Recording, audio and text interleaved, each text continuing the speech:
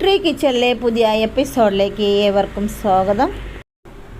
അപ്പം, ദോശ, ഇടിയപ്പം ഇവയ്ക്ക് കോമ്പിനേഷനായ രുചികരമായ ഒരു വെറൈറ്റി കറിയാണ് ഇവിടെ തയ്യാറാക്കുന്നത്. ഇത് എങ്ങനെയാണ് തയ്യാറാക്കുന്നത് നോക്കാം. കടുക് പൊട്ടിച്ച് സവാള ചേർത്ത് കൊടുക്കുന്നുണ്ട്. ഇവ നന്നായി വഴറ്റിയെടുക്കാം. സവാള എളുപ്പത്തിൽ വഴറ്റി കിട്ടാനായി 1/4 ടീസ്പൂൺ മഞ്ഞൾപ്പൊടി, 1/4 ടീസ്പൂൺ ഉപ്പ് ചേർത്ത് കൊടുക്കുന്നുണ്ട്. ഇവയും കൂടി ചേർത്ത് നന്നായി വഴറ്റിയെടുക്കാം.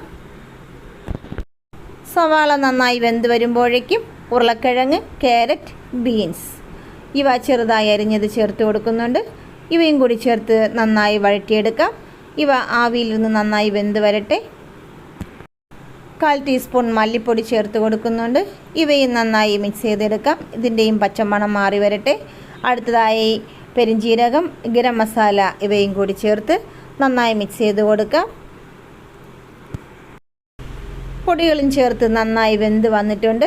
ഇതിലേക്ക് 1 കപ്പ് തേങ്ങ അരച്ചത് ചേർത്ത് കൊടുക്കുന്നുണ്ട്. തേങ്ങാപ്പാലും ചേർക്കാം. ഞാനിവിടെ തേങ്ങ നന്നായി പേസ്റ്റ് രൂപത്തിൽ അരച്ചതിലേക്ക് ചേർത്ത് കൊടുത്തിട്ടുണ്ട്. ഇവയും കൂടി ചേർത്ത് നന്നായി ചൂടാക്കിയെടുക്കാം.